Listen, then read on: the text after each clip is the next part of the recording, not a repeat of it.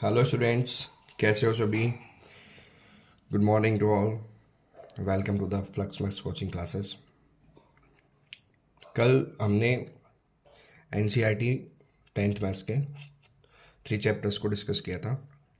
अब आज हम चैप्टर नंबर 4 डिस्कस करने वाले हैं।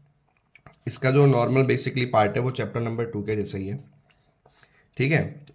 वहाँ हमने पॉलिनोमियल्स को पढ़ाई किया था, जिसकी जनरल फॉर्म हमने ये पढ़ी थी ax² + bx+c, ठीक है। वहाँ जो भी हम पॉलिनोमियल को इक्वेट कर रहे थे तब हमको क्या फाइंड हो रहा था, जीरोज फाइंड हो रहा था, ठीक है। और जब आप पॉलिनोमियल को इक्वेट करोगे जीरो के साथ तो we get a quadratic equation, तो हमको क्या मिल जाएगी, क्वाड्रेटिक इक्वेशन। अब ये क्वाड्रेटिक इक्वेशन वाला जो चैप्टर है ये कितना इंपॉर्टेंट है उसके बारे में हम भी डिस्कस कर रहे हैं। इस बार का जो पेपर पैटर्न है उसके according quadratic equation chapter number 4 से 4 मार्क्स के क्वेश्चन आने वाले हैं। उसमें से एक सिंपल 1 मार्क्स में आएगा और एक जो क्वेश्चन है वो 3 मार्क्स में आने वाला है, जो बड़ा क्वेश्चन होगा। इस तरीके से 4 नंबर कंप्लीट होंगे। अब जो 1 मार्क्स का क्वेश्चन है वो किस तरीके से पूछा जाएगा उसके बारे में सिंपली चीज़ें वो मैं आपको बता रहा हूँ, वहाँ से बाहर कुछ नहीं जाएगा। पहली बात है, जो स्टैंडर्ड फॉर्म होती है क्वाड्रेटिक इक्वेशन की वो होती है ax² + bx+c = 0 और where a is not equal to 0। यहाँ पर a क्या नहीं होना चाहिए, 0 नहीं होना चाहिए। और ये जो क्वाड्रेटिक इक्वेशन इसलिए बोल रहे हैं क्योंकि इसकी डिग्री कितनी होती है, 2 होती है, ठीक है। सिंपल सी चीज़ है। एग्जाम्पल्स देख लेना है आप एक बार। एग्जाम्पल्स हर चैप्टर के इंपॉर्टेंट क्वेश्चन एग्जाम्पल्स हैं। फिर एक सिंपल सा क्वेश्चन आता है कि चेक करो whether the followings are quadratic equation और नॉट। ओके, तो उसमें ये जो 4.1 का फर्स्ट क्वेश्चन है वो सिंपली रहने वाला है। यहाँ से आप चेक कर सकते हो या फिर सिंपली पूछ लिया जाता है कि ये क्वाड्रेटिक इक्वेशन है या फिर नहीं है, तो आपको उसको चेक करके इस फॉर्म में लेके आना है ax² + bx+c = 0 की फॉर्म में। यहाँ ax² होना ही चाहिए, चाहे bx और c की वैल्यू इधर से 0 हो जाए, बट x² होना ही होना चाहिए, तब जाके वो क्वाड्रेटिक पॉलिनोमियल है, नहीं तो नहीं है। और मोस्ट इम्पॉर्टेंट चीज़ जो है यहाँ से वो ये होने वाली है, ठीक है। ये 3 condition, discriminate, nature of roots, ये बड़ा इंपॉर्टेंट टॉपिक है इस चैप्टर का। यहाँ से एक क्वेश्चन जरूर आएगा नेचर ऑफ रूट्स, ठीक है, चाहे वो किस तरीके से जो बड़ा क्वेश्चन आ जाए चाहे छोटा। ये एक फॉर्मूला होता है x = -b + -√b² - 4ac/2a। ये क्वाड्रेटिक फॉर्मूला होता है, ठीक है। इसका नाम क्वाड्रेटिक फॉर्मूला या फिर इसको श्रीधराचार्य मेथड भी बोल दिया जाता है। ये जो फॉर्मूला है वो रूट्स फाइंड करने के लिए होता है। जहाँ हम सेकंड चैप्टर में इसको जीरोज ऑफ द पॉलिनोमियल्स बोल रहे थे, अब हम इसको roots of the quadratic equation बोलेंगे। दोनों में चीज़ें वही है कि रूट्स वो होती है, वेरिएबल की वैल्यू होती है, ठीक है। जहाँ हम वेरिएबल की जगह एक्स की जगह वैल्यू रखेंगे तो LHS = RHS हमारी इक्वेशन सेटिस्फाई हो जाती है।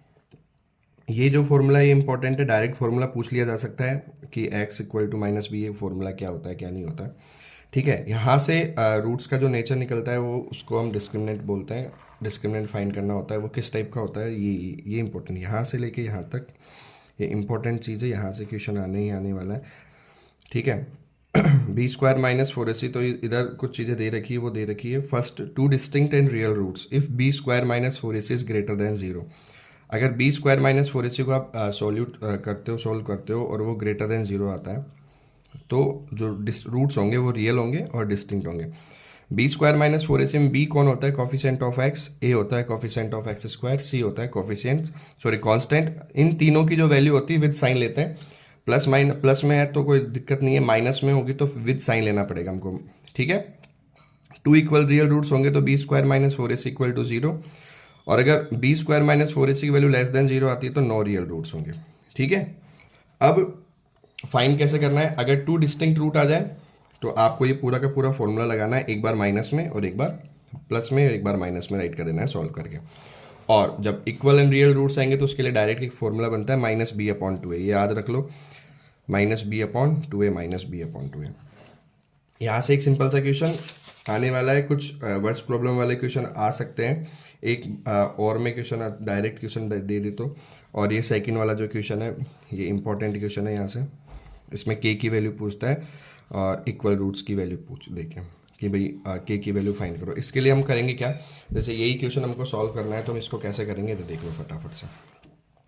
ये क्वेश्चन है, जैसे हम सेकंड वाला लेते हैं, फर्स्ट वाला तो थोड़ा kx x - 2 + 6 = 0। पहले इसको क्वाड्रेटिक फॉर्म में लेके आएंगे तो के एक्स को जब मल्टीप्लाई करोगे तो ये हो जाएगा के X square minus 2kx plus 6 equal to 0। Question ने हमको बोल रखा है कि रियल एंड इक्वल रूट है,